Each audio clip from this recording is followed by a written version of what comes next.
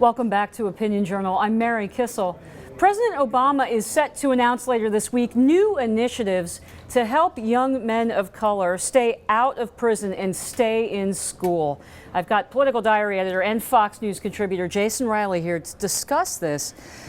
Jason, should we cheer this focus on this particular group? Well, Mary, I brought some figures along. They always help, right, to have some facts on the table. So the unemployment rate in the country, 6.6%.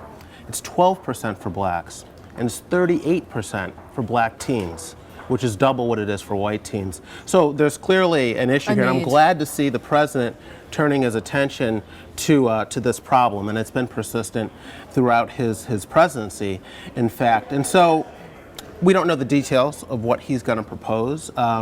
They haven't come out yet. Usually these involve job training programs, sure, public-private partnerships and that sort of thing, but we don't know the details.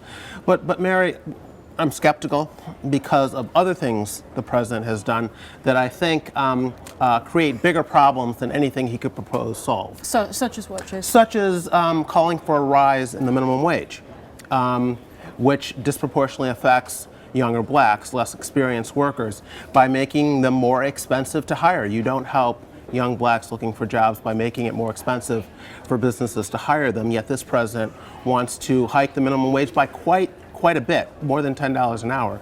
So that's one example. Another problem is his opposition to school choice in the form of school vouchers. He told Fox News recently that there's no studies out there that show that there are any benefits when parents can choose which which schools their children attend, when in fact there are plenty of such studies, and that vouchers disproportionately help low-income blacks in terms of graduation rates, in terms of college attendance, and in terms of test scores.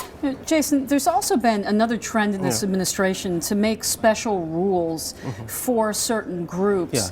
I'd note the recent Department of Education initiative that basically said to public schools, don't discipline young men and women of color if they act out in class. You know, is that helpful to that group? It's not helpful to the kids who go to school to learn, Mary. I mean, black kids already tend to attend some of the worst schools in the country in terms of graduation rates.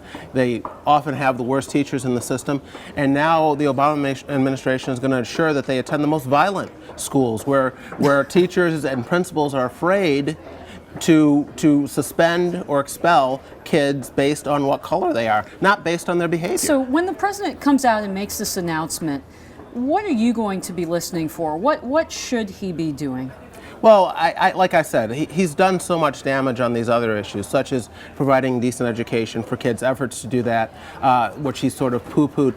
You know, even where the president on school choice on something like charter schools has been in favor of them on the one hand. On the other hand, he endorsed Bill de Blasio for mayor of New York City, who made as a central plank in his campaign limiting the growth of charter schools in this city. Not only that, shutting down to the extent that he can the ones that exist. So the president is sort of talking out of both sides of his mouth. Talking out of both sides of his mouth. I'd like to hear him talk about personal responsibility and individual choice. We'll see. Political Diary editor Jason Riley, thank you very much.